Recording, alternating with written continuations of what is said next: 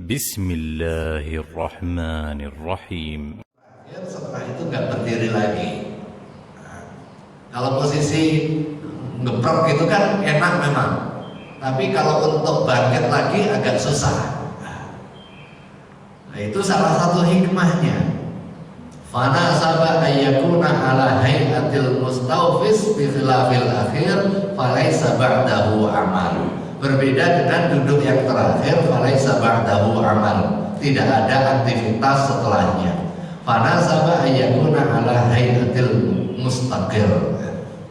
Wa'lam annal masbuk yajlisu muftarishan. Ketahuilah bahwa yang masbuk pada saat imam berada di rakaat terakhir baca tasyahud akhir, makmum yang masbuk duduknya duduk iftirash, tidak duduk tawarruk, karena kita akan melanjutkan sisa rakaat yang tersisa. Wa kadza as-sahi, demikian juga orang yang lupa kemudian mau sujud sahwi, itu duduknya duduk iftirash. Li'anna ba'da julusihi ma harakah. Jadi kalau kita lupa di rakaat ketiga pas sholat zuhur atau sholat asar atau sholat isya, kemudian ingat setelah itu sudah niat untuk sujud sahwi, maka di rakaat terakhirnya duduknya adalah duduk tawarruk, duduknya duduk iftirash, tidak duduk tawarruk. Li'anna ba'da julusihi ma harakah, karena setelah duduknya kita di dalam dua sujud tadi ada pergerakan berikutnya. Wa tustahabbu taslimah ats-tsaniyah, yang kemudian berikutnya disunahkan lagi salam yang kedua. Jadi salam yang pertama yang merupakan rukun, salam yang kedua adalah sunnah. Li'annahu alaihi salatu wassalam, karena sesungguhnya Rasulullah sallallahu alaihi wasallam kana yusallim an yaminihi wa an yasarihi, seringkali salam kanan dan kiri. Rawahu Muslim, diriwayatkan oleh Imam Muslim. Yang berikutnya faslun wal mar'atu tukhalifu ar-rajula fi arba'ati asya. Model gerakan perempuan dengan laki sama seperti yang tadi dijelaskan, kecuali 4 hal. Yang pertama, farrajulu yujafi mirfaqaihi an jambihi. Farrajulu lelaki di dalam gerakannya yujafi mirfaqaihi an jambihi, agak membegangkan sikutnya an jambihi dari posisi lambung. Jadi posisi begini. Wa yuqillu batnahu an fakhdhaihi fi sujudi war ruku'. Kemudian menjaga perut dari paha ketika pas sujud, war ruku'. Wa yajhar fi mawdi'il jahri, dan kenceng di tempat kenceng. Wa idza nabahu syai'un fi sholatihi sabbah, dan apabila mengingatkan ketika sholat dengan cara bertasbih. Sementara yang perempuan berbeda. Yustahabbu lirraqi'i awalan ayyumidda dhahrahu wa unuqahu. Yang pertama disunahkan bagi orang yang rukuk an yumidda dhahrahu, untuk memanjangkan punggungnya, wa unuqahu, dan lehernya. Li'annahu sallallahu alaihi wasallam kana yumiddu dhahrahu wa unuqahu hatta law sabba dhahrahu ma la raqada. Sampai ketika seandainya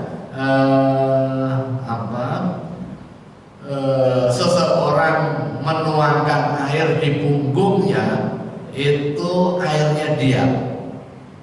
Artinya posisi rukuk itu berapa derajat nih? Pas lurus. Jadi tidak tidak miring. Jadi pas posisi ruku ini posisi yang sekira ngeletakin sesuatu ini nggak jatuh. Jadi kalau posisi begini kan diletakin dia gelotor gitu, atau sebaliknya itu gelotor sini. Nah posisinya adalah posisi rata. Anyumitnya dhahrahu wa unuqahu. Qala Asy-Syafi'i, Imam Syafi'i berkata, wa yaj'al ra'sahu wa unuqahu hiyala dhahri wa la yaj'alu dhahrahu mahdudaban wa yustahabbu nasbu saqaihi wa yukrahu ay yuqti'a ra'sahu li'annahu dalah kadarakil qimar. Dan dimakruhkan gerak-gerakin. Ini pas ruku gerakin gitu. Kama warada fil khabar al-manhi anhu wa yustahabbu an yujafi mirfaqaihi an jambihi. Li'anna Aisyah radhiyallahu anha rawat annahu alaihi salatu wassalam kana yaf'alu. Wal mar'ah tadummu ba'daha ila ba'din li'annahu astaralaha. Sementara kalau posisi perempuan, ini kan laki-laki gagah gini, kalau perempuan nyangga, ini nyangga payudaranya biar gak gonpal kantul gitu ya. Nah, itu yang disunahkan, yang membedakan antara laki dan perempuan. Wal mustahab lirrajul an yuba'id mirfaqaihi an jambihi. Disunahkan pada saat sujud menjauhkan posisi mirfaqai dua tangan di jambai, dua posisi ya kanan kiri kita ketika sujud. Fa fi sahihaini, di dalam riwayat hadis Imam Bukhari dan juga Imam Muslim, Sahih Bukhari dan juga Sahih Muslim, annahu alaihi salatu wassalam kana idza sajada farraja baina ayadaihi hatta yara bayat ibtaihi.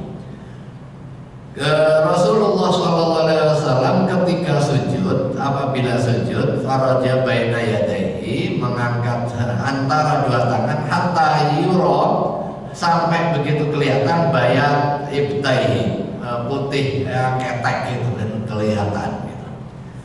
Wa yustahabu aidan ayyuqilla batnahu an fakhdaihi, dan juga disunahkan enggak menempelkan perut ke dua paha. Lima ruya annahu alaihi salatu wassalam kana idza sajada farraja. Apabila sujud itu posisi enggak lemprek begitu ya, tapi kelihatan gagah lah pokoknya pas sholat itu. Jangan letoy. Nah, jadi kita tunjukkan pas sholat itu semangat, bukan hanya bacaannya tapi juga gerakannya. Jadi Allahu Akbar, jangan Allahu Akbar. Jadi nunjukkan gerakannya gagah dengan semangat penuh hati. Nah, ini ada dampaknya di dalam kondisi psikis kita, bukan hanya sholat. Tetapi pada saat awal kita berangkat ke kantor pun juga begitu. Makanya kalau kita ikut motivasi gitu. Jadi awali pagi di depan cermin dengan gagah siap. Jadi kalau mental fisik kita gagah, kita akan optimis dan semangat di pagi hari. Nah, sholat itu diajarkan seperti itu.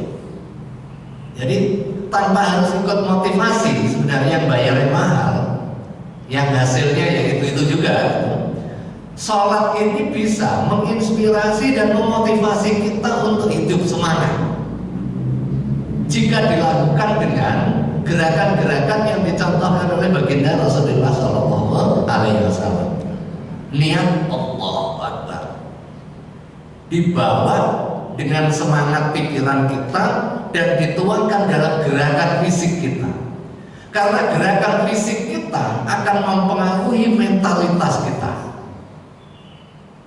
dan juga mempengaruhi orang melihat kita.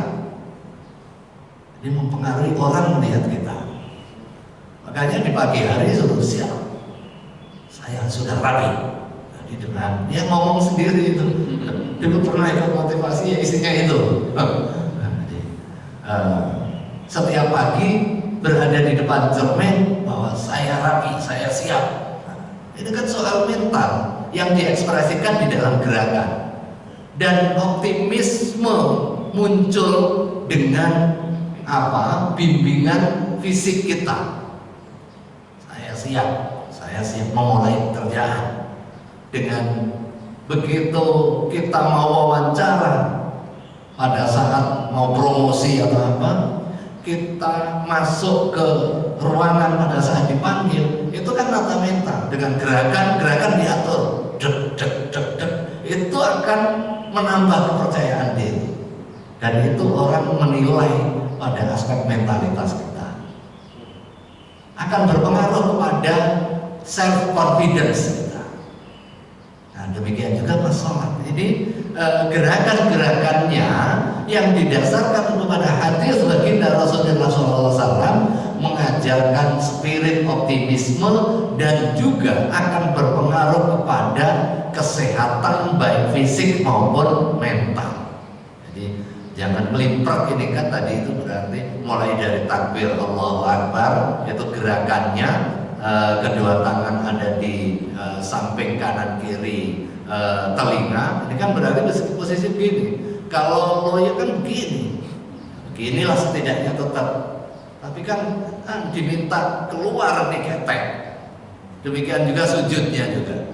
Kalau gini, itu udah leto ini. Begitu melihat nih musuh, udah leto ini, udah tua, udah tuir.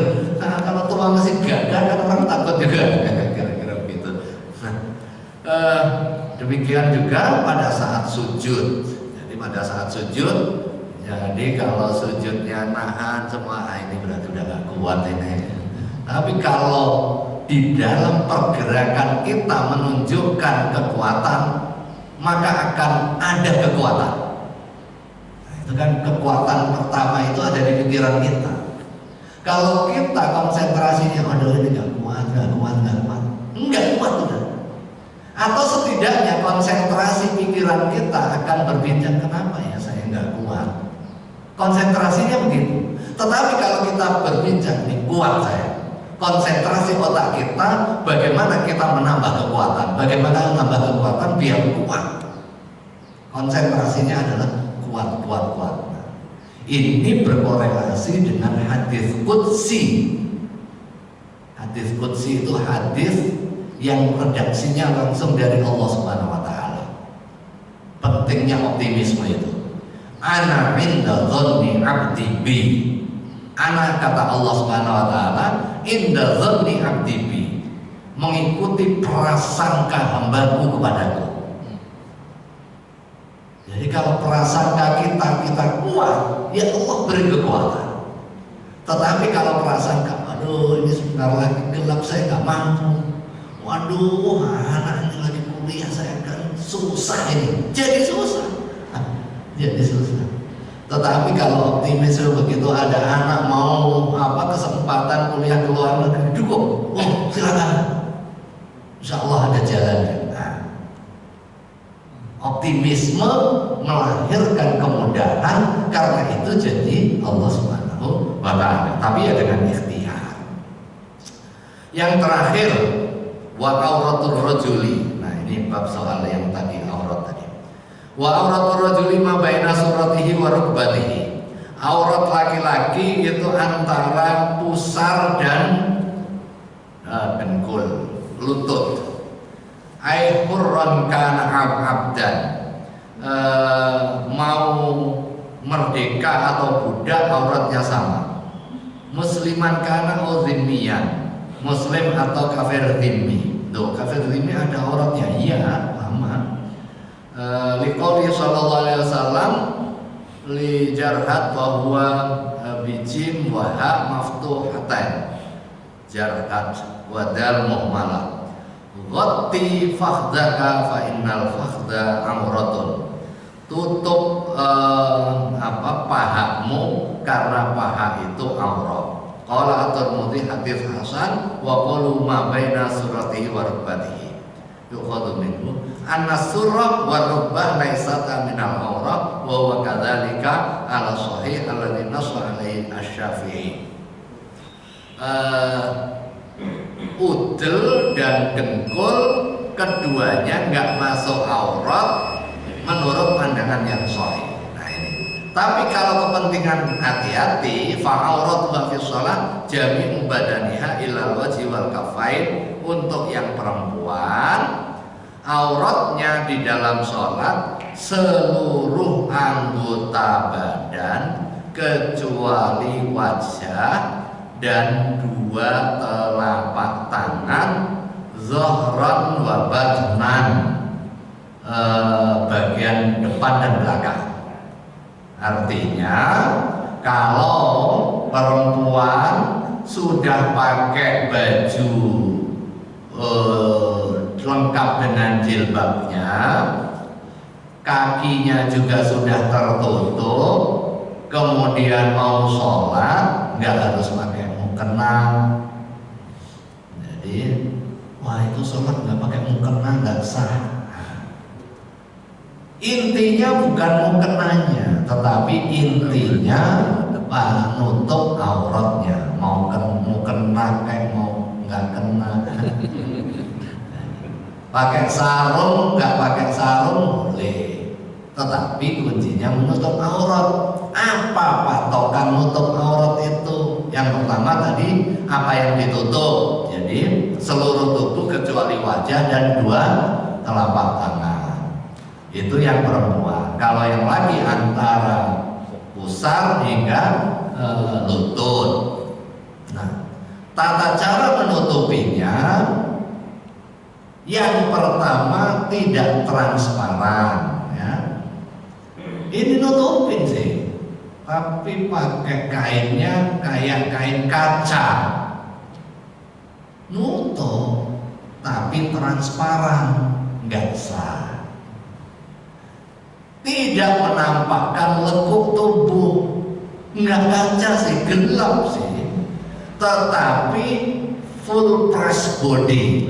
Nah, jadi lekuk tubuhnya kelihatan, yang nggak terpenuhi. Misalnya kayak mak-mak pas aerobik ya, seragam itu dibuat sholat setelah itu. Ini nggak cukup, karena itu menampakkan lekuk tubuh. Demikian juga di luar di luar sholat itu menutup pada hakikatnya telanjang, sebagaimana disindir oleh baginda Rasulullah SAW di dalam hadisnya. Jangan sampai kamu menutup aurat tapi pada hakikatnya auratan, pada hakikatnya telanjang.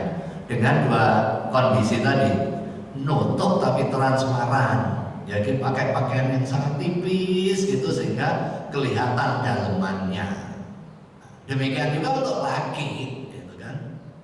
Misalnya kita pakai pakaian putih tapi tipis gitu, kelihatan gandul.